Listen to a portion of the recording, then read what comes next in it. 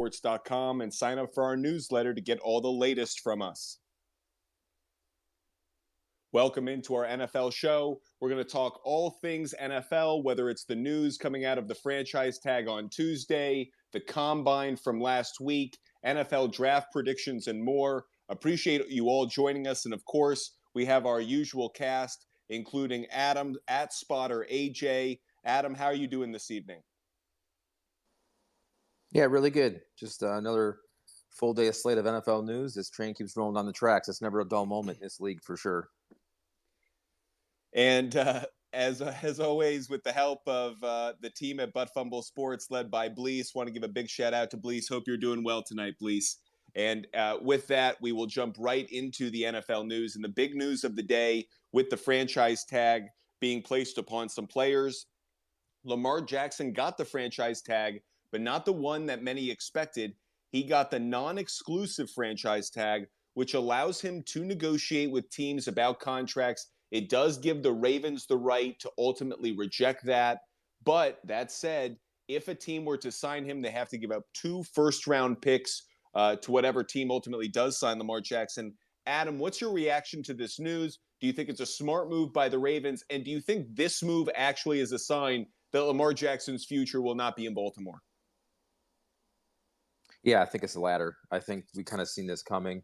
This non-exclusive tag at least gives Baltimore the flexibility to work out a deal with somebody, although the price tag is pretty hefty with two first-round picks. But there are some teams out there that are desperate for a quarterback. Whether a team like Carolina or a team like Atlanta, can give up that draft capital to get their guy long-term. I mean, Jackson has a lot of years left, but I think Baltimore had to do something for themselves as a little bit of insurance that they couldn't just let Jackson walk out the door. So I think it's a smart move by them, to see what happens. And ultimately, I do believe Jackson's days in Baltimore are over. Are you that big a fan of Lamar Jackson? I'm not. I'm not a huge fan of Lamar Jackson because I think we've seen in this league that these running quarterbacks get a good couple years and they can take a pounding on him. Obviously his passing is average at best, although he has gotten better. But he is a dynamic player that can, uplift an offense for the next 3, 4, 5 years. And a team like Atlanta, if you can put a good offensive line and a strong running game around him, I think you can have some success. But for me, I'm more of the ilk of I like a mobile quarterback, but doesn't have to be as mobile as Lamar Jackson. But I am of the ilk of a timing, rhythm, passing quarterback over the prototypical running like a Jackson or a Michael Vick of such. I completely agree with you in that my quarterback, I want their greatest strength or their sharpest weapon to be their passing ability. I want them to be dynamic. I want them to be able to utilize their legs, whether it's on short yardage like a Jalen Hurts or a Josh Allen, or the great mobility of a Lamar Jackson or a Kyler Murray. But the concern I have is when a mobile quarterback who isn't as good as a passer ultimately does have that injury, or has a team that can't accommodate that kind of offense that's built around a running quarterback. And then all of a sudden, you're playing with a B- quarterback rather than the A- quarterback that you sign. And Lamar Jackson is asking for A+ money, A- money at worst. And I don't think ultimately he's going to be an A- player. I know he's won an MVP, but he actually hasn't made the kind of progress in his development as a passer that Jalen Hurts has.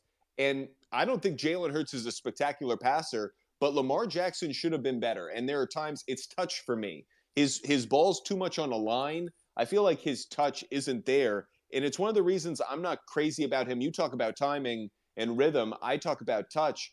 And it feels like the Baltimore Ravens are beginning the divorce process. They're in some ways letting the kids know that the two parents are separating. Like, this is a slow process, but we are ultimately getting to a place where what I thought was the face of the franchise for Baltimore for the next 15 years is going to be out of there before he's 27 years old, which just sounds crazy, but that's going to make a massive swing. It's going to change the dynamic in the AFC North for sure. But is Lamar Jackson, what teams even would want to go get him? You talk about the Carolina Panthers. I feel like they're looking for a player in the draft. I don't think the market's as hot for Lamar Jackson as it may have been a year ago, in part because we're seeing Jalen Hurts as a passer. We're not seeing the age of the running quarterback come about quite as much. Daniel Jones got a big deal, but Kyler Murray got hurt. We're starting to see the pocket passer come back a little bit. I'm curious to know, Adam, if you feel the same way, or if you think that no, that was 1 year. Lamar Jackson's market is still red hot.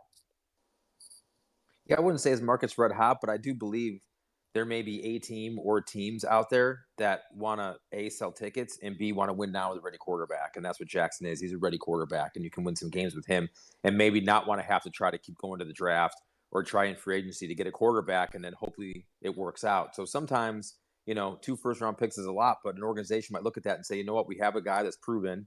He may not be everything we want. Like you said, maybe he's lacking in the passing efficiency department, but he can win and he can play now and he has experience versus trying to get a kid out of the draft or have him sit behind the aging quarterback and waste another 2 or 3 years of trying to develop somebody. So, is the market red hot? No, but there might be a possibility of a team just not wanting to wait around to develop a quarterback.